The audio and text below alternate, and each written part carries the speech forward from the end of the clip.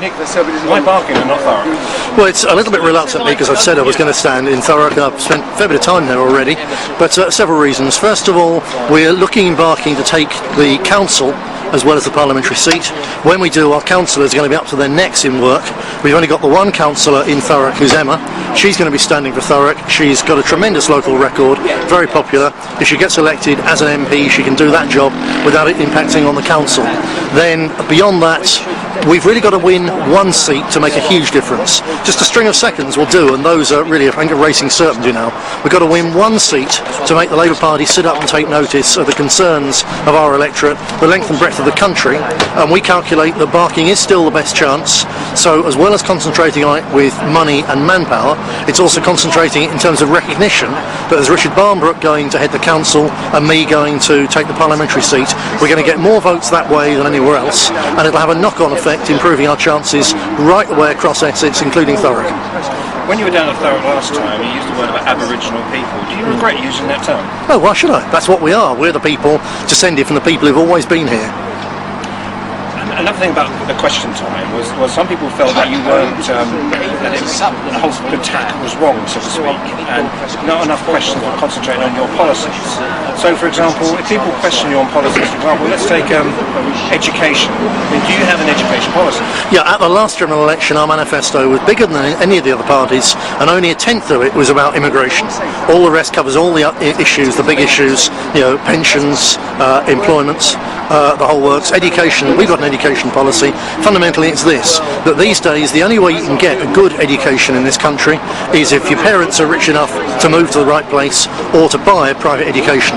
That's wrong. The only way to bring it back so that people from the poorest, roughest part of Thurrock or wherever, if they're bright and academic and get education, is to bring back the grammar schools so that it opens it up again so that money can't buy a good education. Do you understand that sometimes the way your party comes across scares people? It's the way that the party is put across by the mass media does scare people. You know, anyone who's in the National Union of Journalists is bound by the NUJ Code of Conduct only to report on us if it's in a bad light. So the public can only view how the British National Party through a very murky, ultra-left-wing sort of lens that's put on. If people actually come and speak to us, hear what we've got to say, read our leaflets, see what we've got to say, come on our website and read and look and judge for themselves, there's nothing at all to be scared of. I could say that personally, you know, that since we've been on since September 2008, we had straightforward narrative pieces, whether you're at Langdon, whether you're at the launch of Thameside. We did one, and I felt, am I challenging you? We did one piece about the Centre for Social Cohesion and music used in the back of, and immediately on certain websites was like, if I see him in Gray's High Street, I'm going to beat him up and stuff like that. So can you understand how journalists sometimes feel? So who's going to beat who up?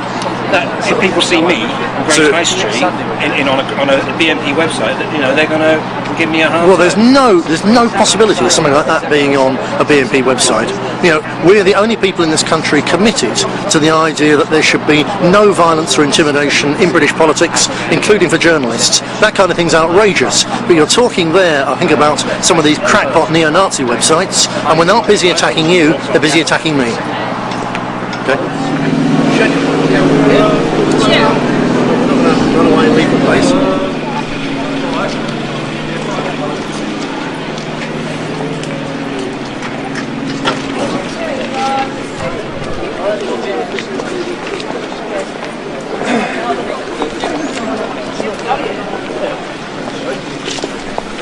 Hi, are you alright? Are you alright? What's your questions like? Hi, radio. It was a bloodbath, that wasn't it? Yeah, I know. Good bastards. And then I read it in the newspaper next day. Yeah.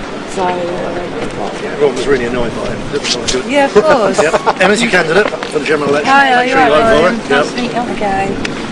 Alright, you will. Thanks. No racism, just right. White for the white. No racism here, mate.